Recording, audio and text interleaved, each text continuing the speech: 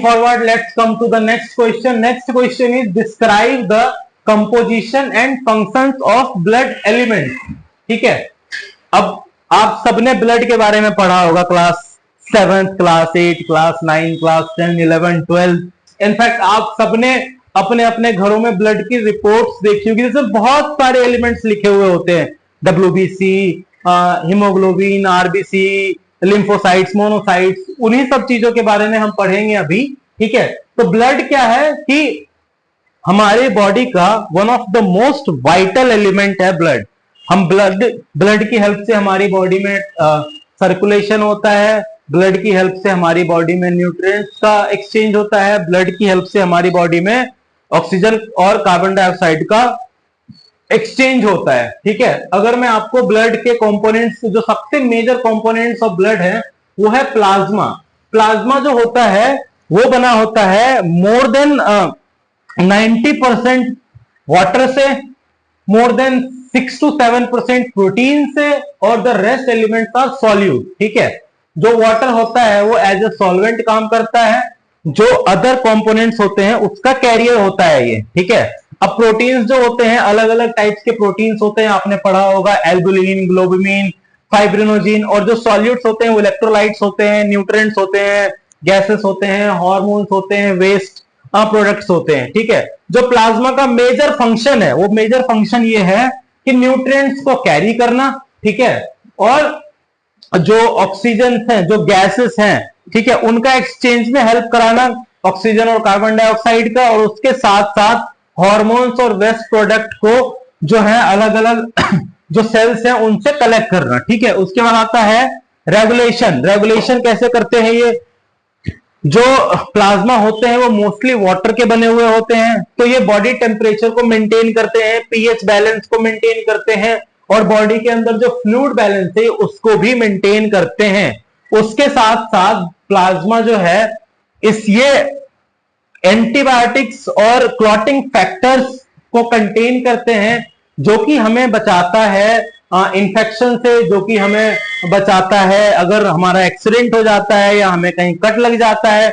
आपने देखा होगा कि थोड़े टाइम के बाद वहां पे जो भी कट लगा है वहां पे एक स्कार बन जाता है। ठीक है, वो जो कि वो क्लोटिंग फैक्टर की वजह से होता है, और वो इसी प्लाज्मा में पाया जाता है। ठीक है, अब जो दूसरा टाइप आता है उसको हम कहते हैं red blood cells, RBC, erythrocytes भी हम बोलते हैं इसे। जो RBC होता है ये बना हुआ होता है हीमोग्लोबिन से, और जो हीमोग्लोबिन होता है ये एक तरीके का प्रोटीन है जो बाइंड करता है ऑक्सीजन और कार्बन डाइऑक्साइड से। आपने सबने सुना होगा कि ऑक्सीजन की अनलोडिंग होती है, कार्बन डाइऑक्साइड की लोडिंग होती है, ये सारी जो चीजें हैं ये सारा हीमोग्लोबिन के अंदर होता है, और उस हीमोग्लोबिन को कैरी करता है RBC। ठीक है, और इसका जो स्ट्रक्चर होता है RBC का वो बाइकॉन्केव डिस्क शेप स्ट्रक्चर होता है, इसके अंदर न्यूक्लियस नहीं होता है। ठीक है, और ये म्यूटेड सेल्स होते हैं बेसिकली। ठीक है, अब अगला जो फंक्शन के बारे में अगर मैं बताऊं आपको RBC के फंक्शन के बारे में, तो वो होता है ऑक्सीजन ट्रांसपोर्ट का और कार्बन डाइऑक्साइड ट्रांसपोर्ट का।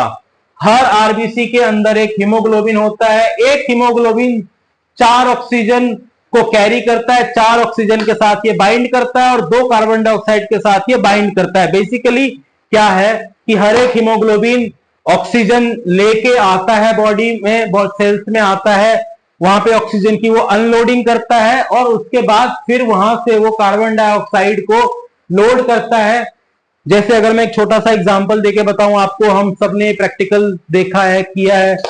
मैंने अभी सांस इनहेल किया, मेरी बॉडी के अंदर एयर गई, लंग्स में गया, एयर में लंग्स में जब एयर गया तो वहां पे एयर का फिल्ट्रेशन हुआ, वहां पे कार्बन डाइऑक्साइड अलग हुआ और ऑक्सीजन अलग हुआ। जो ऑक्सीजन अलग हुआ वो हीमोग्लोबिन के साथ उसने बाइंडिंग करी, और वहां से वो सेल के अंदर चला गया, सेल के अंदर गया, वो सेल के अंदर जाके उसने वो ऑक्सीजन को अनलोड किया, और सेल के अंदर जो कार्बन डाइऑक्साइड था उसको वो लोड किया उसने, और वापस से उसने हमारे लंग्स में भेजा, और फिर लंग्स में फिर हमने उसको एक्सेल कर दिया बाहर कार्बन डाइऑक्साइड के रूप में। जो अगला आता है टाइप उसको हम कहते हैं व्हाइट ब्लड सेल्स, WBC, इसका दूसरा नाम ल्यूकोसाइट्स भी है। ठीक है, ये बने हुए होते हैं न्यूक्लियस और ऑर्गेनेल्स से। जैसा कि मैंने अभी आपको बताया कि आरबीसी के अंदर न्यूक्लियस नहीं होता है, बट WBC के अंदर न्यूक्लियस होता है और इसके अलग अलग टाइप्स हैं। आप सब इस क्लास के बाद आपके घर में कोई पुरानी रिपोर्ट पड़ी हुई होगी, आप उसमें देखोगे कि अलग अलग चीजें उसमें लिखी हुई है। आप वहां पे देखोगे न्यूट्रोफिल्स की क्वांटिटी, न्यूट्रोफिल्स का एक नंबर लिखा हुआ होगा, आप वहां पे देखोगे लिम्फोसाइट्स का नंबर लिखा हुआ होगा, आप वहां पे देखोगे मोनोसाइट्स है, इओसिनोफिल्स है, बेसोफिल्स है। ये सब बेसिकली टाइप्स ऑफ WBC हैं। ये अलग अलग बॉडी के अंदर जो रिएक्शंस होती है उस सब में अलग अलग जगह ये काम आते हैं। अगर मैं आपको बताऊं तो न्यूट्रोफिल्स जो होता है बेसिकली वो बैक्टीरिया को खाता है। ठीक है, बैक्टीरियल इन्फेक्शन जब होता है तो न्यूट्रोफिल्स एक्टिवेट होते हैं। अगर इम्यून रिस्पॉन्स आता है, जैसे आपने सुना होगा बी सेल्स है, टी सेल्स है, ठीक है, उस केस में लिम्फोसाइट्स में रिस्पॉन्स दिखेगा आपको।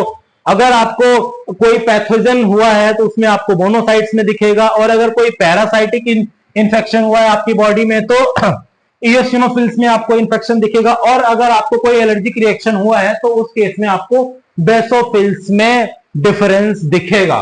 ठीक है, इसके जो फंक्शन है WBC के वो क्या होते हैं, वो बॉडी की डिफेंस मैकेनिज्म को कंट्रोल करता है, और उसके साथ साथ बॉडी के अंदर कोई भी इंफ्लेमेटरी रिस्पॉन्स आता है, लेट्स से कि किसी ने कभी चींटी ने काट लिया, मधुमक्खी ने काट लिया, तो उस केस में ये WBC एक्टिवेट होते हैं, और जो भी हार्मफुल एजेंट्स उस मक्खी ने, उस मच्छर ने, उस मधुमक्खी ने बॉडी के अंदर छोड़े हैं उसको वो न्यूट्रलाइज करता है। अगला पार्ट है प्लेटलेट्स का, जिसको कि हम थ्रोम्बोसाइट्स भी कहते हैं। ये थ्रोम्बोसाइट्स बने हुए होते हैं स्मॉल डिस्क से फ्रैगमेंट डिराइव्ड फ्रॉम द मेगासाइट कैरियोट in the bone marrow. Platelets जो हैं वो बोन मैरो में बनते हैं। इस प्लेटलेट्स के अंदर भी न्यूक्लियस नहीं होता है।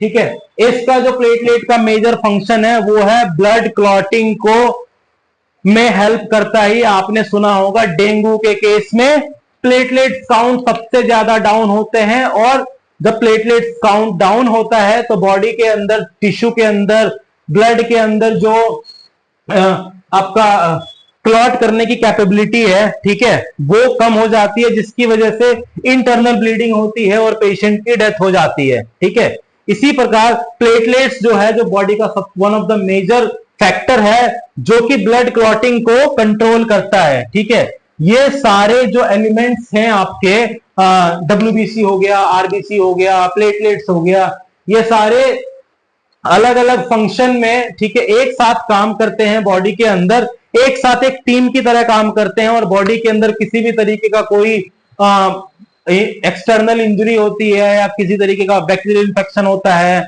वायरल इन्फेक्शन होता है, या पैरासाइटिक इन्फेक्शन होता है, तो वहां पे ये as a team, as a unit काम करते हैं, और बॉडी के अंदर से जो हार्मफुल वेस्ट है उसको ये बाहर निकालते हैं, बॉडी को back to the normal shape and size structure में लेके आते हैं। Thank you.